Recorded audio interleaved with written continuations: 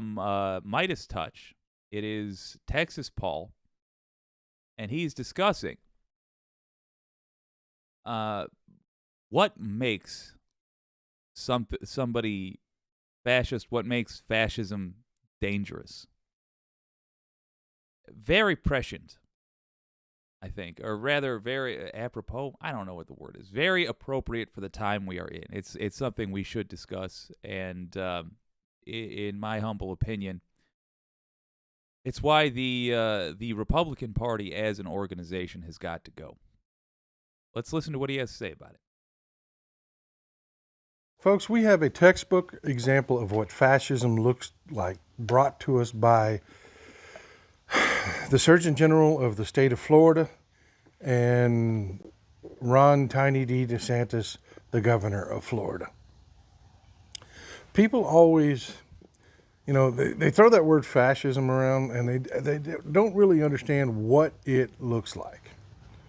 What exactly does fascism look like? Everybody agrees that somebody out of history like Stalin or Mussolini or Hitler, they're bad people. But if you actually look at what they did themselves, they didn't do a lot themselves. Hitler never killed anybody that we know of. For the record, because 2023 is a nightmare time, just want to say this is not a pro-Hitler video. He makes a separate point. But he was still a fascist responsible for the deaths of millions of people. What does that look like? Well, we have the Surgeon General for the state of Florida, Joseph Ladapo, that took a study from Johns Hopkins University back in the height of COVID, when people were dying, when they had to have refrigerated trucks to use as temporary morgues. The Surgeon General of Florida took a study and just inverted, willy-nilly made it up his own way. He took a study that said that the vaccinations pose no serious threat to men ages 18 to 39. And just for the record, that anti-vax nonsense got started in left culture. But it left the left for the most part. Why? Because lefties in the United States insist upon truth. It is a big tent party. They don't insist that everybody arrive at the same game plan, but they do insist that everybody deal with reality. And if you happen to be a right-winger watching this, let me just tell you, it's entirely possible that you can take your group of political compatriots, let's say, and wean out the anti-vax nonsense, the anti-science folks. You can get rid of them, or at least shut them up, make them an irrelevant part of the party, as happened on the left.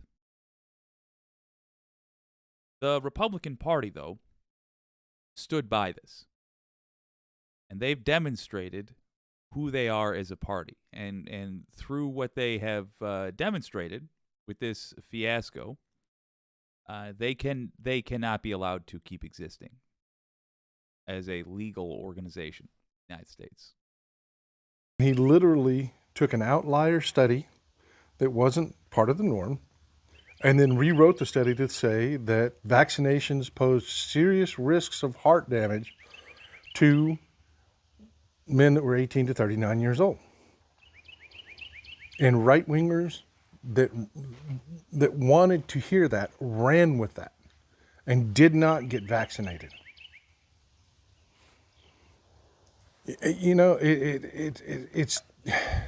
It's so frustrating that you had an entire medical community that was, came to a consensus. Hey, let's get vaccinated. It will reduce the spread of COVID. It'll reduce the number of people that die from COVID.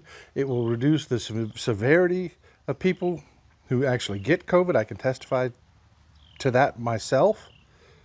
But you have somebody for the ridiculous reason, and this is the part that's just so, I don't know, just has me tongue tied, has me so upset, is the why behind this. The why behind this. And this is what is so bad about fascism and little tiny D, and why he can never have his hands on the reins of power. This was not out of some serious debate. There was no debate. The data was there. This was simply for someone who wanted to run for president to stake out a position that was the opposite of the person he was going to run against. Nailed it. That's it. That's the whole motive. That's the whole motive, to just be on the other side. Let's keep that going for a second. How often would you say you see that, whether you're left or right? How often do you see right-wingers taking a firm stance on something simply because it's contradictory? Not because they've thought about it at all, just because it's contradictory.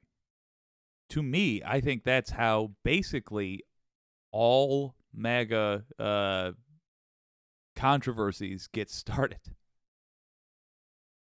Donald Trump, I remember in 2019 when Donald Trump hadn't yet really taken a COVID stance. And I remember pausing for a moment and thinking, this a-hole is going to find a way to be pro-COVID. He's going to find a way to be on the side of the disease. And I thought that because I noticed there was, for a brief time, American unity. We all cared about dealing with this disease. And I remember thinking at the time, I don't know why. I haven't yet figured this out about how these people operate. But Trump will find a way to side with evil, to side with destruction, to side with harm for the American people. And he will do this because he does not want American unity. Doesn't mean that Americans suddenly all loved each other. It just meant we were in agreement that we had to handle this thing. Since then, I do think I've understood why that is a little bit more. And it really just comes down to the fact that if we all agree that something should be done, then he would have been the person ultimately responsible for doing it, and he would have been judged fairly. Whereas if his people are the only one asking him to do something, then he will be graded only by his people. The lefties were not going to judge him all that harshly on how much of the wall he got built. It was something we would laugh about, like, oh, this pathetic guy can't get this done. He's being ridiculous. But we weren't going to be pushing. We weren't going to be making demands that wall get built. COVID, we would have made demands about. In fact, we did. And for a time, because it really didn't have to be a political issue, got politicized by Trump and MAGA. For a time, we were in agreement. And you remember what Trump's reaction was? Stop the testing. They always want to test. They always want to look at the numbers. Find out how many people are sick in this country I'm in charge of. And so on and so forth. In other words, more fascism. And we understand it a little better now. And they got people killed. They got people killed with this nonsense. And they didn't care. That is what fascism looks like. That is what fascism looks like, folks. 100%. That is what fascism looks like. None of it has to make any sense. None of it has to be correct. And none of it has to be factual.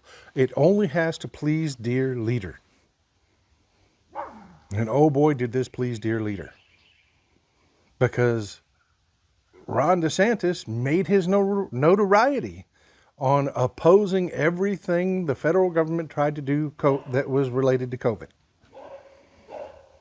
He made his notoriety by telling every single idiot out there that wanted to hear that they didn't have to be serious about this real problem we were facing.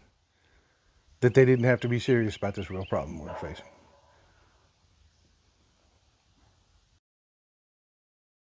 And remember where that came from.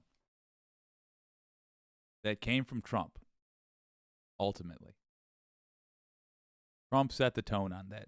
Trump decided, I'm going to side with the disease against the American people. That's what Trump decided.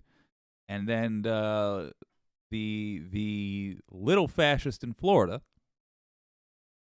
made a name for himself by doing that. And he was assisted by this even littler fascist, this modern-day Mangala. That's what we're dealing with. That they were victims. And here comes the Surgeon General, more than willing to put the bodies in the oven. Jesus. To force the people into the ovens. That is exactly what fascism looks like. It is everyone around the fascist doing his bidding for no damn good reason. But they don't care. They want to please dear leader. Folks, if there's anything that tells you we must end the Republican Party, vote it out of existence, it is things like this. Willingness to get people killed. Willingness to lie to their own people. Yes. For no other reason than to try to make dear leader popular amongst one segment of our society. Vote Democrat, folks, and all this goes away. Vote the Republicans out of office, and all of this goes away. Has he been reading my I love diary? you, folks. It's Old Texas Paul. Please hit the subscribe button, hit the like button, and share this. Jeez. I heard that Jesus at the end there. Yeah, I feel you, brother. Texas Paul at the end with the very wicked message of go as blue as you can in 24 to get rid of the Republican Party forever. If we happen to have somebody who's traditionally voted Republican here, it's in your best interest to get rid of the Republican Party. If you want to have a conservative party, I got great news for you. A ton of the people that you've thought were your enemies are actually traditional conservatives. A lot of the people in a party I, unfortunately, have to vote for right now are conservatives. And anybody who wasn't willing to let Americans just die, they'll be welcomed in to the Democratic Party. It's in your interest to expedite that, to make that happen faster, or rather as fast as you can. Because the longer the Republican Party is in existence after January 6th, the less forgiven its members will be. And let me tell you, there's going to come a time for a lot of them. Probably a lot of them you haven't even been considering. There's going to come a time when they are asking for forgiveness in front of a judge. By the way, you happen to be an employee of Fox News, I noticed that there's been a lot of new information relevant to the January 6th investigation, as a matter of fact, that's come out in these voting machine lawsuits. I noticed that Abby Grossberg mentioned that the FBI had some interest. Her texts. You work at Fox News. You should know that Mike Pence just testified. And every day that goes by, law enforcement is going to consider the information that you have to be less and less valuable. And you should also know that prosecutors are going to be very interested in demonstrating that they're not just going after Donald Trump. And during the trial, when texts are being reviewed, it will be, if you're a Fox News employee, in your best interest to make sure that you willingly handed over the text, and to make sure that or any information that you had, and to make sure that the law enforcement officials have a good reason why you are not being charged. Because they are not going to want to only charge, ultimately, Donald Trump in this. They are going to want to get a group of conspirators. If you want to know how low on the chain they'll go, against my advice, and it's a shame because he normally listens to me, Merrick Garland started with the people in the mob and appears to be working his way up the chain. Ask yourself where you are in that chain. As for the fascism, I completely agree with Texas Paul. That is where the danger comes from, and it's people who are trained to be obedient and please the authoritarian above them. Those are the ones who do the evil. When they get taken to court for it, the authoritarian above them pays for their attorney to make sure that they don't testify against them. Got to get rid of the Republican Party. It's got to go. It's a criminal organization. It's just that simple. Let's check out what the wicked community has to say.